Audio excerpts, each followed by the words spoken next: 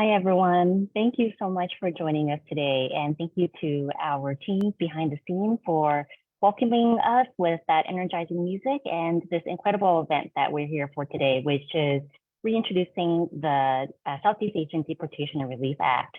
My name is Quinn Din. I'm the Executive Director of Southeast Asia Resource Action Center, SEADRA, and I will be facilitating today's event along with my partner, Nancy Witten, the Strategy Director of the Southeast Asian Freedom Network, CFEN, as co-authors of this bill. And to kick off our event, we actually would love to see where folks are joining us from. So we will have the moderator share a poll with you and asking folks where you're joining us from, the West Coast, the Midwest, the South, the East Coast, or maybe even overseas. So we'll give folks just about a minute to join us in sharing where you're coming from. And as panelists, we see that we have 46 attendees with us, so we're really excited to be celebrating this event with folks. And I'll go ahead and close the poll so we can share with the community who's joining us. Awesome. So we see from our poll that we have representation from every region of America today, from the East Coast to the Midwest to the South and West Coast. East Coast is representing strong, and maybe it's also because it's noon, but we also see folks from overseas. And we are so proud and so honored to be sharing space with you all today for this incredible event. And to start us off, we'll be hearing from impacted individuals. You will be hearing from CREC and CFEN as co-authors of the bill. But first, we'll hear from our legislative champion, Congresswoman Judy Chu. For folks who may not know, Congresswoman Chu represents 28th Congressional District, which includes Pasadena and the Western Gabriel Valley of Southern California, home to 5% of the Southeast Asian community nationwide. And while this might seem small, she has been a huge champion for our communities, winning stays of removal for individuals fighting their deportation cases, and today, our lead sponsor of this bill. Congresswoman Chu, thank you so much for your leadership and your partnership with communities here across the country and across the world to really see this reintroduction to the finish line. I yield the floor to you, Congresswoman. Thank you so much, Quinn. Yes, I'm Congressmember Judy Chu from California's 28th Congressional District. I also serve as the chair of the Congressional Asian Pacific American Caucus, or CAPAC. I'm honored to join you all today to reintroduce the Southeast Asian Deportation Relief Act. Southeast Asians from Laos, Cambodia, and Vietnam comprise the largest refugee population ever resettled in the United States. But for years, many of us in Congress have heard directly from Southeast Asian American constituents in our districts about the devastating impacts of our broken immigration system, which has left over 15,000 individuals from the Southeast Asian American community at risk of deportation. Most of these individuals resettled in the United States as refugees. In fact, many of these individuals were born in refugee camps and have never even lived in their countries of origin. So many Southeast Asians sought refuge here because their families allied with the United States or were forced to flee violence and genocide during the Vietnam War. Numerous Hmong migrants from Laos fled their country because they had worked with the CIA during the war and were at risk for persecution.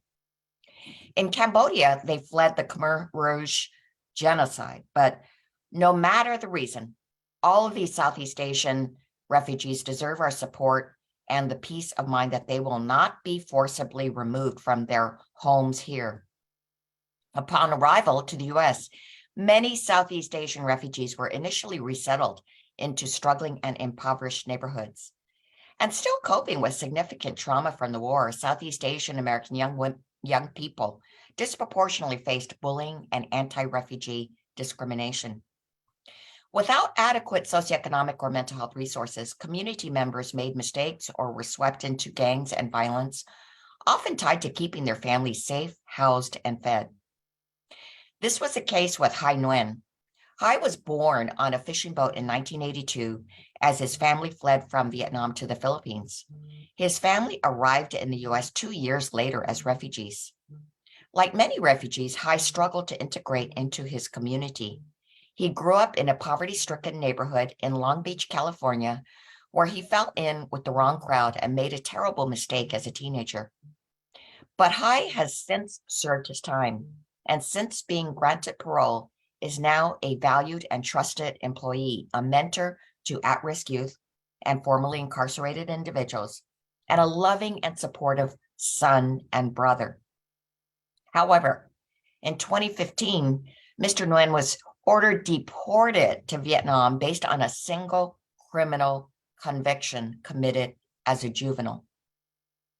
Although a diplomatic agreement between the US and Vietnam previously barred the deportation of Vietnamese refugees who arrived in the US prior to July 12, 1995, the last administration undermined this agreement by beginning to deport such individuals. Deporting Southeast Asian American refugees who have already served their time is a cruel and inhumane form of double punishment. These are men and women with deep roots in their communities who have lived in the US for decades as lawful permanent residents.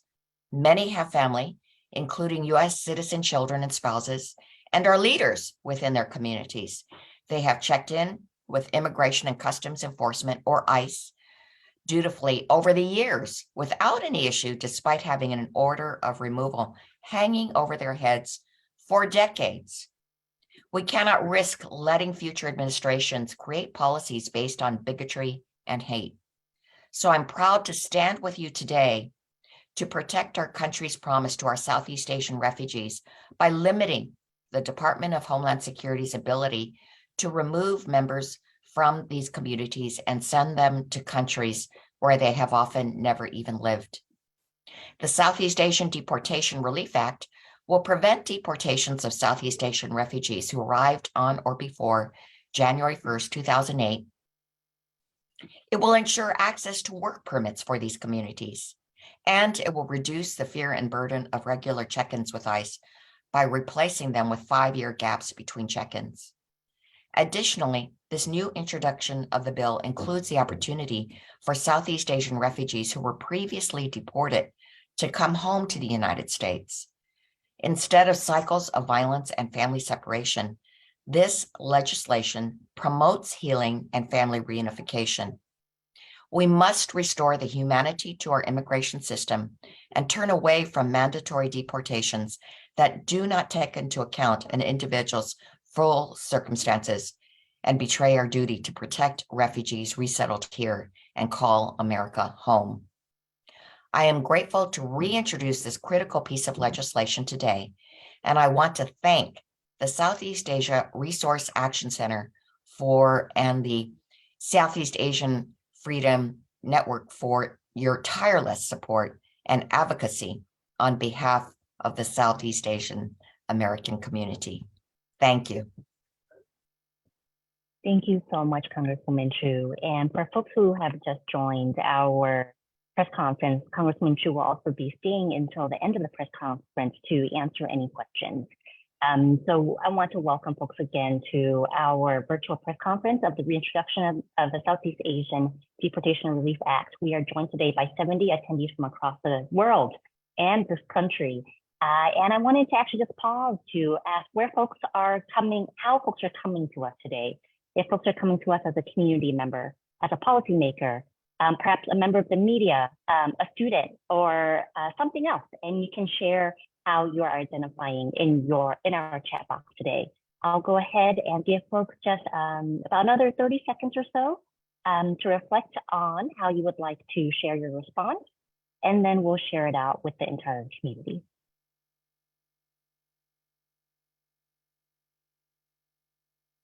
And Jenna and our team, go ahead and close the poll and let's find out how folks are joining us today. Awesome. So it looks like the majority of folks here are coming from a community-based organization, and that a third of us are identifying as a community member or impacted person. Perhaps you have a deportation order yourself or your family members are impacted by this issue. And we are so, so grateful that this bill is based off of our lived experiences as a community to really fight back against the trauma of decades of violence through these deportation orders. We also say that we're being joined by media, policymakers, students, and other folks in other roles within the community. Thank you so much, Jenna, for sharing those results. And I just want to thank you all so much again for joining this incredibly historic press conference.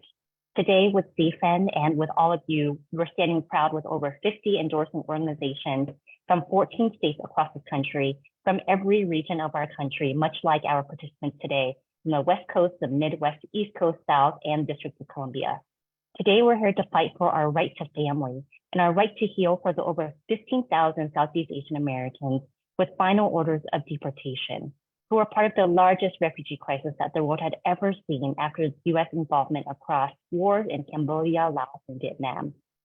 They're part of the 1.2 million refugees who fled war-torn countries like my parents, who risked their lives not knowing if they would live or die so that today I could be free. This is our community's unique American legacy, the largest community of refugees ever resettled in America.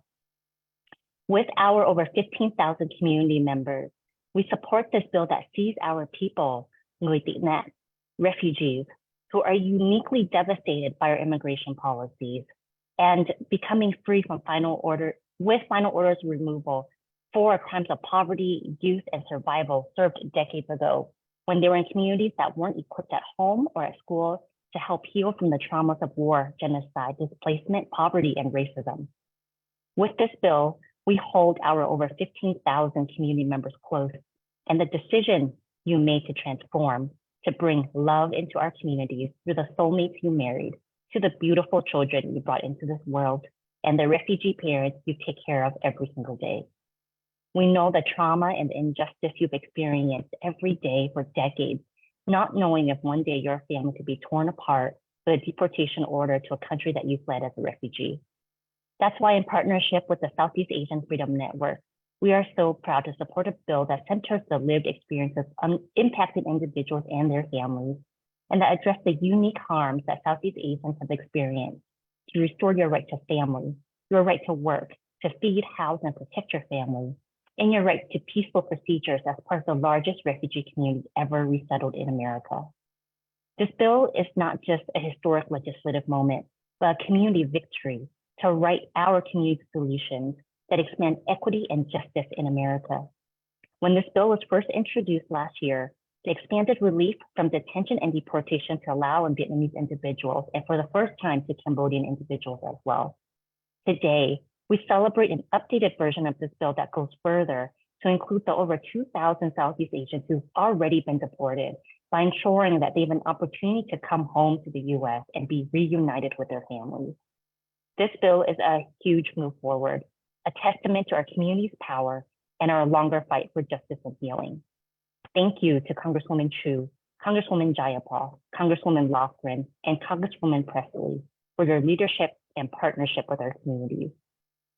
Thank you for fighting back against injustice to the Southeast Asian community by working to keep immigrant and refugee families together, and today for championing policy solutions like the Southeast Asian Deportation Relief Act for a compassionate America, an America that recognizes that the support to refugees isn't just about arrival, but spans the generations it takes to both heal and honor the strength and resilience our communities of survivors have held as part of a beautiful and just America. And with those remarks, I want to welcome to share remarks Nancy Witten from the Southeast Asian Freedom Network, our fierce partner and incredible leader as part of this bill. Thank you, Quinn. We've been organizing now for 2 decades, locally and throughout the states. We've been fighting to keep our families together and stop Southeast Asian deportations back to Cambodia, Laos, and Vietnam. And today we're so humbled to be here with CRAC and House Representative Judy Chu to reintroduce the Southeast Asian Deportation Relief Act of 2023. Again, my name is Nancy Wynn. I go by she, her, and I'm the strategy director of the Southeast Asian Freedom Network, or SEAFN for short. We are a network of Southeast Asian-led grassroots organizations across the country working towards gender justice, queer justice, healing justice with an abolitionist framework. The SEADRA bill is a critical part of seeing this vision through. Since 2021, the ideas that would become this historic bill were formulated in conversations had in backyards, at family gatherings, in living rooms and workplaces, and virtually, directly impacted Southeast Asian community members who live with deportation orders. With their deep lived experience and wisdom, helped craft the bill to accomplish the following. The bill would permanently authorize employment eligibility in the form of work permits with a 5-year renewal period, end in-person ICE check-ins and establish 5-year gaps between check-ins, and again, limit the Department of Homeland Security's authority to detain and deport Southeast Asian refugees from Cambodia, Vietnam, and Laos who arrived in the US before 2008.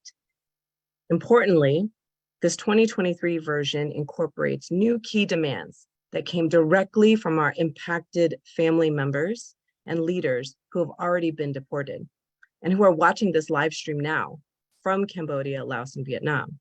So we want to say to you, your demands were heard. The new bill includes 2 following provisions. First, the right to return. This new bill is strengthened to ensure that the Southeast Asian refugees who were previously deported can return home to the US through a streamlined and expanded process to reopen their deportation cases. Secondly, it allows Southeast Asians to vacate removal orders. Southeast Asian refugees who are still in the US and face deportation can now fight their underlying deportation order so they can remain in the country. These 2 additions greatly expand the relief options for both our family members who are living in the US with removal orders and those who are already deported. Again, we want to emphasize that we would not be here introducing this bill without the hard work and the heart work of generations of Southeast Asian organizers, impacted leaders, and the organizations that support them around the country and in Southeast Asia. This has truly been a collective effort, and we're only at the beginning stage. But before I go any further, I want to introduce one of our impacted leaders who've been agitating and activating and serving as a mirror for so many of her community in Boston in particular, Chitlan. A few words by introduction. Chitlan is an impacted leader and organizer with the Asian American Resource Workshop, a member of CFIN. Chitlan and her family fled Vietnam after the war in Southeast Asia in 1981, and for the past 40 years has been living in Massachusetts with her 9 children.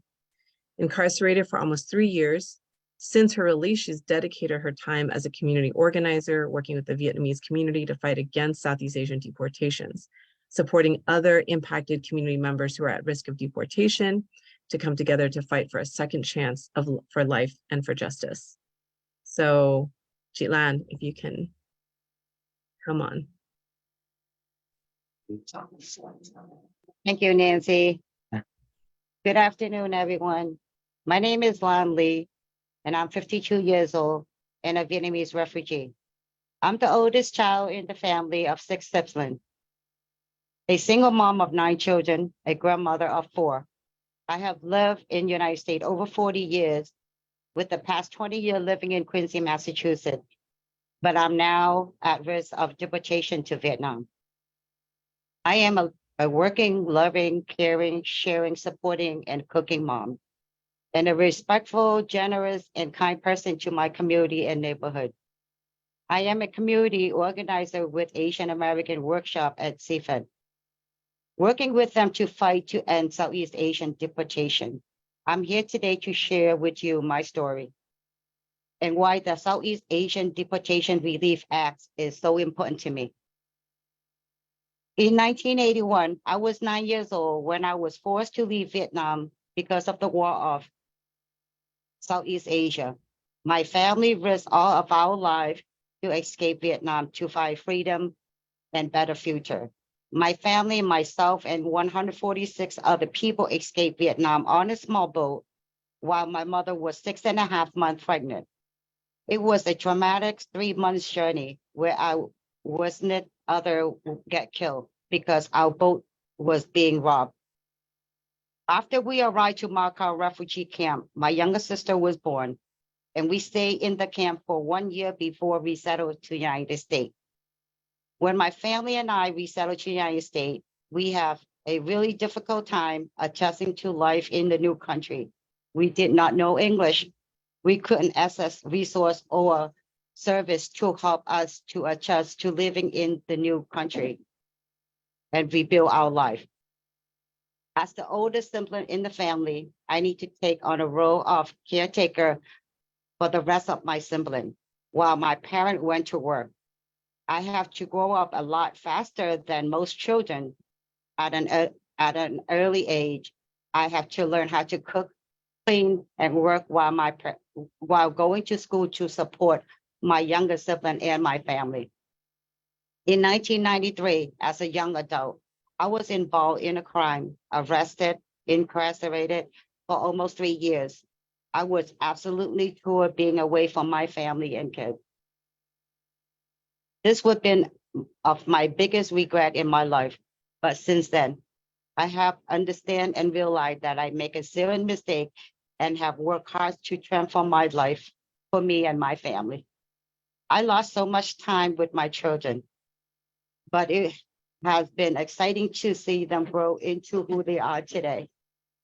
Some of my children have become a teacher, constructor work, a pharmacy, an engineering, and a police officer, and are some about to go to college to being working towards a career.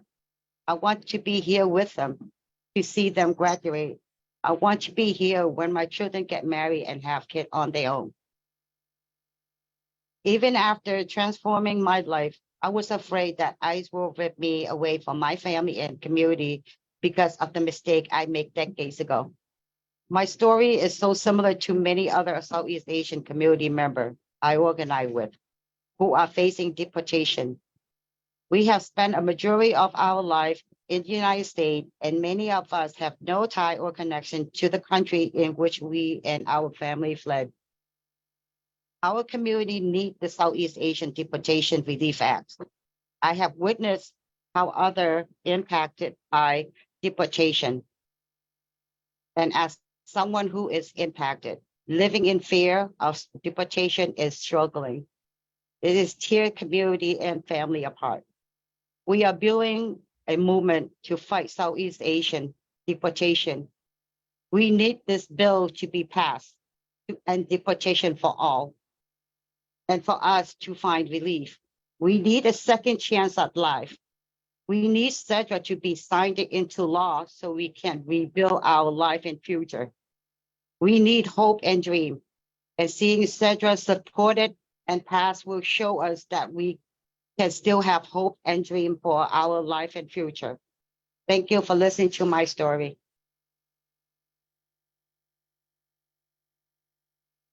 Thank you so much, Jilan, for sharing your incredible remarks and your courage and the audacity for community members to have courage and to have hope in spite of the terrible trauma that you and our families are living in. So we are so grateful for your incredible remarks and for sharing us with that story. And the lived experiences of community members with deportation orders always reminds us that it's not just about that individual, but the entire family and the entire community that they're a part of. And one of the areas that we have great hope is by seeing the stories of return. And for that analysis and for those stories, I am so honored to introduce Sophia as our next speaker. Sophia was a co-founder of One Love Cambodia from 2015 to 2018, which was a volunteer-led movement that advocated against the unjust deportation of Khmer refugees from the US to Cambodia. As a leader of this movement, Sophia led the fight for Khmer deportees' right to return in order to reconcile with their families and communities in the US. Her efforts blazed the trail for her own successful reinstatement of permanent US residency and return to Long Beach, California in 2022 after her deportation in 2011. Alongside her social justice and advocacy work, Sophia also served as a full-time educator, teaching English in Cambodia for 8 years. With her residency reinstated, Sophia is now pursuing a BS in Family Social Service at the University of Minnesota to better serve her community in her capacity as both an educator and social justice advocate.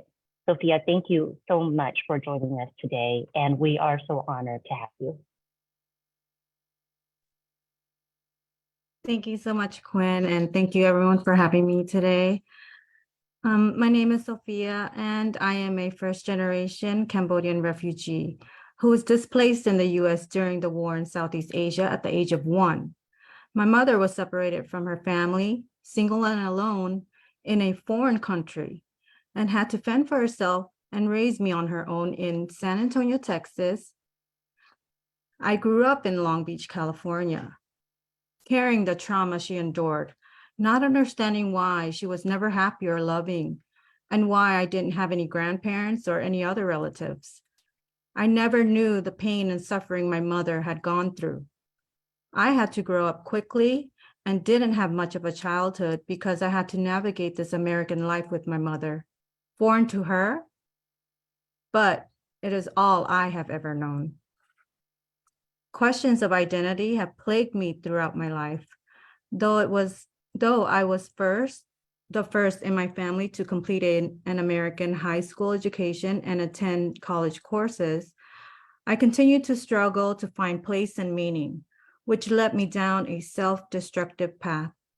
I made mistakes in my youth, and years later in 2011, they would result in my deportation to Cambodia, the same country my mother desperately escaped from due to the American military violence in Southeast Asia. Even though I had already served my time and paid my debt to society, I was torn from my own US-born son, who was only 8 years old at the time. He must now endure his own trauma from the decade-long separation that we experienced. Rebuilding our broken relationship is so hard because deportation prevented me from being there physically to raise him. The pain of deportation is immeasurable. As refugees of war, my family and I had to endure the trauma of displacement and separation not once, but twice. For the Southeast Asian community, deportation feels like a great injustice. We are refugees of a conflict that saw the United States inflict a campaign of illegal bombings on Cambodian soil. As a result, we were adopted by the US, where many of us struggled with the trauma of war, and we were then disowned by the same country for our debts to society that had already been settled.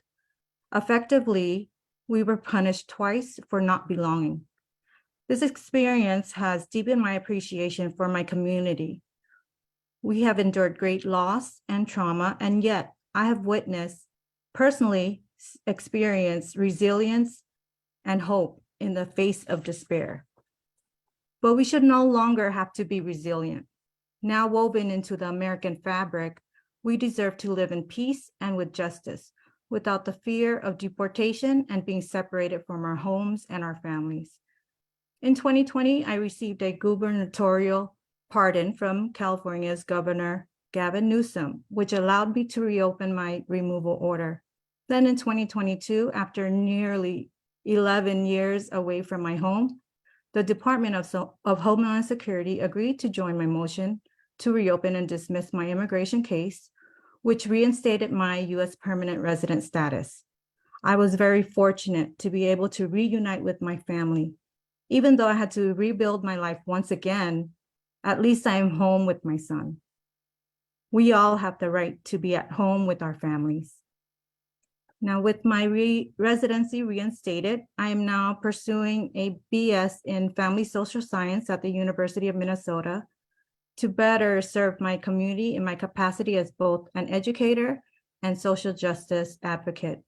I am living proof that I simply made mistakes like any other human being, and I did not deserve to lose my life and my relationships to deportation. I'm excited to join others today at the House reintroduction of the Southeast Asian Deportation Relief Act. This bill will serve the specific needs of Southeast Asian refugees, and that will ensure families can live without the fear of separation and have a true chance at life. This bill will give confidence to our community that we will not serve double jeopardy and be punished repeatedly simply for being displaced and not belonging. It will start the healing for our community in a humane and justified nation where we will finally feel safe and dignified. Thank you all for listening, and I appreciate every second of your time. Thank you so much, Jitlan and Sophia, for sharing so vulnerably your stories and your journey to this point, and for sharing for everyone listening what the passage of SEADRA could do for our communities. Today's reintroduction, with the support of our champions, Congresswoman Chu, Congresswoman Jayapal, Congresswoman Lofgren, and Congresswoman Presley, marks the beginning of the next phase of our work. We urge Congress to pass this bill, and what we know is that movements, people, are required to make this happen.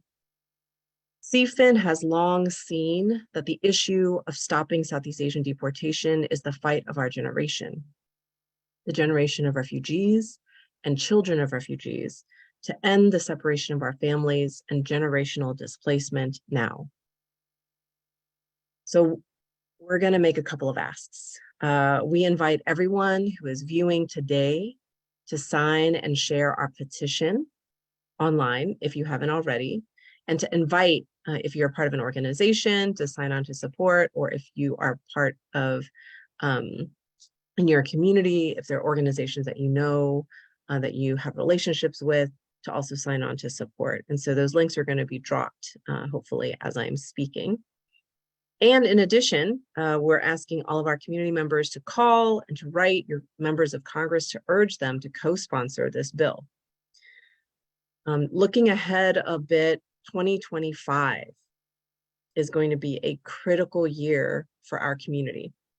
It will mark the 50th anniversary, 50 years since the end of the US wars in Southeast Asia, also known as the Vietnam War, and will be a perfect opportunity for us to all come together as a community to push for the end of Southeast Asian deportation once and for all through Congress passing this bill. So we're asking all of you to join us today to make this possible. So now, with that, we're gonna transition over to a Q&A. Today, there's been almost 100 participants who've logged in to witness this, and also press contacts. Thank you so much for joining. And Quinn and I would like to invite the audience to drop questions in the chat, and we'll take a couple for responses. Okay, so this first question is actually, it looks like it's going to be for Congresswoman Chu. Congresswoman Chu, if you can come off mute, give you a second to do that. So the question is, as a co-lead of the bill, what do you want Congress and the public to know about this issue? Well, thank you for that question. I want people to remember that this legislation impacts refugees who've lived the vast majority of their lives in the US and are not familiar with their countries of origin beyond escaping violence, war, and genocide there decades ago. At the time, our resettlement programs and mental health resources that serve these families were extremely poor. While children and adults face bullying, discrimination, and limited future prospects for economic success, our government failed to provide socioeconomic and mental health support. The choices that people made to cope with trauma and difficult lives decades ago shouldn't mean that they face the punishment of being forced to return to their places of birth after they've already completed their criminal sentences. That is double punishment. It only reinforces cycles of trauma and harm to families. I want Congress and the public to join us in efforts to break that cycle and to make sure that our promise to these refugees is met.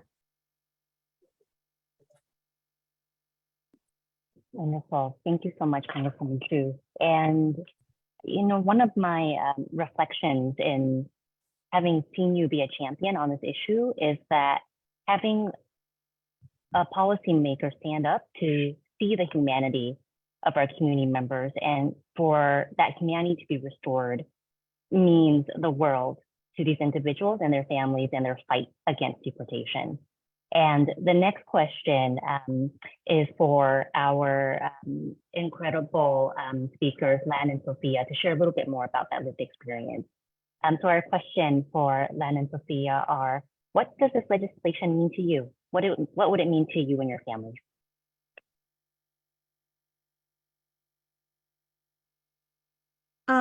I think this legislation for me, it will just end the unjust detention and deportation of the Southeast Asian refugees who've already served their time and paid their debt to society. And it will also complete the cycle of healing for our communities who have suffered from this trauma of war and family separation.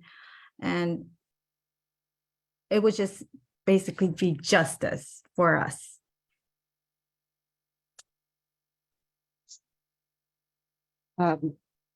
Hi, this bill is not just important to me, but I think just to all the impacting folks out there that who are having deportation impacts. It means so much to me for this bill to be passed because working with organizer, I just do not want to see any people that sent back to the country that they already escaped once and they're not gonna do it again. That's the reason this bill is so important to me. I don't want to see like not just my family or my community get torn by, take away from their own family and loved one. Also, whoever get deported back to their country able to have some type of release or reopen their case so they can able to come back to America with their loved one and family. And then also limited, check in with ICE in person for the working permit that, every 5 years, because working permit every year that we have to do it right now, it costs so much money for us that I hope this bill could be passed so we can have a better life and have a chance to live as normal as other people. Thank you. Thank you, Sophia. Thank you, Lon. So we're getting a lot of questions about the bill in the 118th Congress and what it would take to pass this. So this question will go back to Representative Chu. If you can name, what can we do to support, to build support for this bill in the 118th Congress? Well, we have some wonderful co-leads. We have 4 people who are the co-leads of this bill. And while Congressmember Zoe Lofgren has been a champion on all immigration issues for such a long time, Congressmember Pramila Jayapal is the ranking member of the Immigration Subcommittee in the Judiciary. And we have Congressmember Ayanna Pressley, who has a large Southeast Asian population in her district. But we need more co-sponsors. So all of you live in a district represented by a Congress member. I would love for you to present this issue to your Congress member to have them sign on as co-sponsors. And I have to tell you, the stories of the 2 that spoke today were so compelling. I think it's really important to tell your story because I think that the vast majority of Americans do not understand how unjust this is. Now, they all remember the Southeast Asian War, but do they remember the consequences of what happened? Do they remember or even have any knowledge of what happened to the refugees who came here after the war? I think they would be very shocked to know what happened to them. And currently, Sophia's story was great, but she had the know-how to be able to appeal to the governor for a pardon. How many people know how to do that? Amongst anybody in America. How many people know how to do that and would have the connections to do that? To expect Southeast Asian refugees to do that is just ridiculous and burdensome and will not work. So that's why this bill is so important. I also would urge those of you who are in districts represented by Republicans to especially talk to them about this, because we need bipartisan sponsorships. The House currently is controlled by Republicans, and we need them to get on board for this bill to even have a ghost of a chance in this Congress. So I know that there are those of you that live amongst large populations of Southeast Asians that are in Republican districts. I hope that you especially can get your member of Congress to sign onto this bill, because having a Republican co-sponsor this bill will mean that it has an infinitely better chance to pass during this particular Congress. Wonderful. Thank you so much, Congresswoman Chu. Our next question is a little bit more about understanding the experiences of what it means to return from being deported. So this question is for Sophia. How can we better support returnees to integrate back into the community?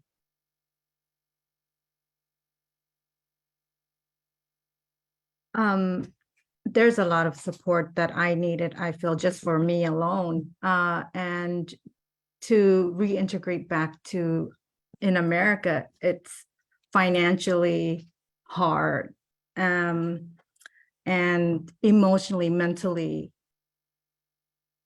we need that support for just all the time lost from being physically with our families. I think not everyone wants, I mean, everyone has a passion for something.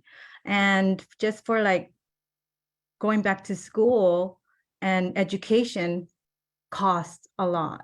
And it's just a lot of burdens there also. And shifting our lives once again after being deported. And I think just having that mental, emotional, financial help and support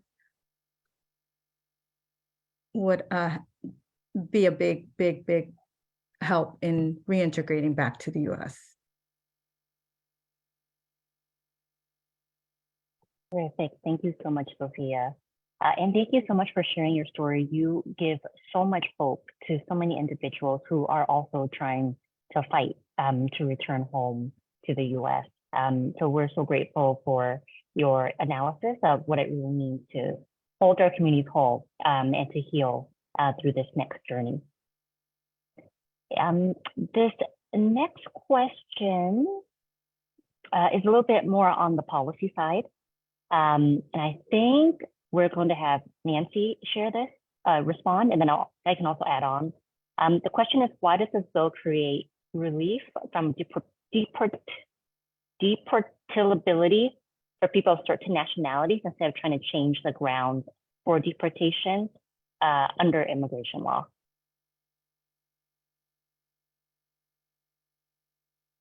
Thanks, Quinn.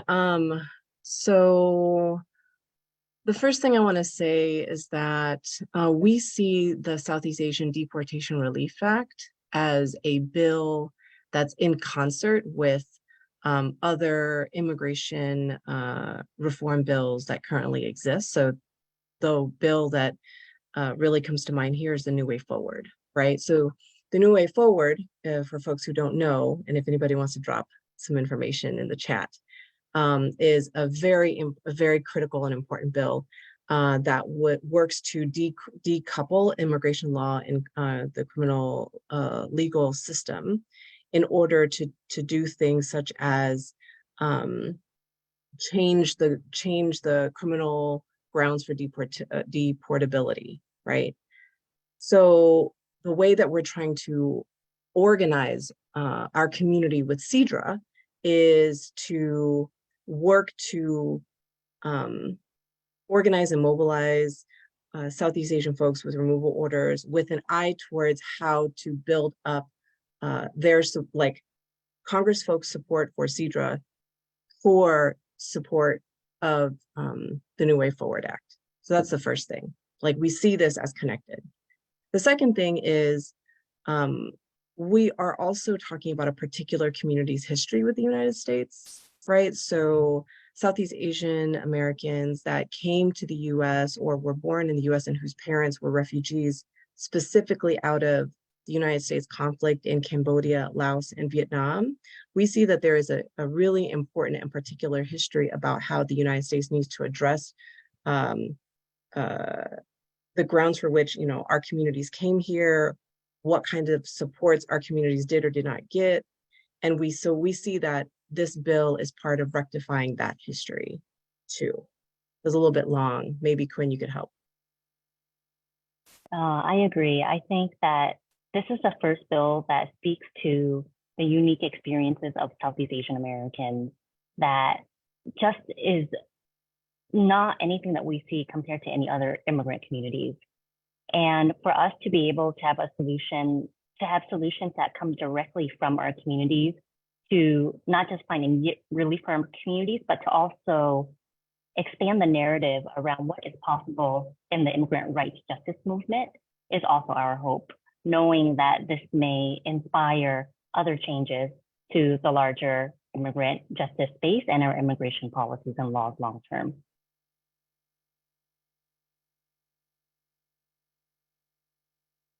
And I think we have time for one final question. That question is, actually, I think this question can go to Nancy.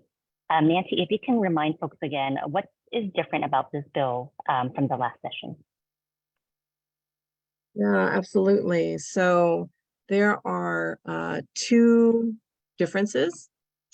And the first is that the new bill will provide a strengthened process for Southeast Asian refugees who were previously deported to return home. So it offers a process for folks to be able to reopen their deportation cases and vacate removal orders. So that's the first thing. But because there is an expanded, strengthened ability to vacate removal orders or deportation orders, that also applies to folks who are living in the United States. So it greatly expands relief options for both our folks who are living in the US with removal orders to fight their cases, and also provides a pathway for folks who have been deported to return home. Awesome. Thank you so much, Nancy. On behalf of CRAC and CFAN, thank you to our audience and our community for joining us from across the country and across the world. We are so excited for what Nancy described as the next chapter in this long fight for justice and healing and for liberation and freedom for our communities. Please follow us and keep connected on how we can mobilize and get this bill to win for our communities and for our families to be whole. Thank you all so much again. It has been such an honor to reintroduce the Southeast Asian Deportation Relief Act with all of you. Thank you.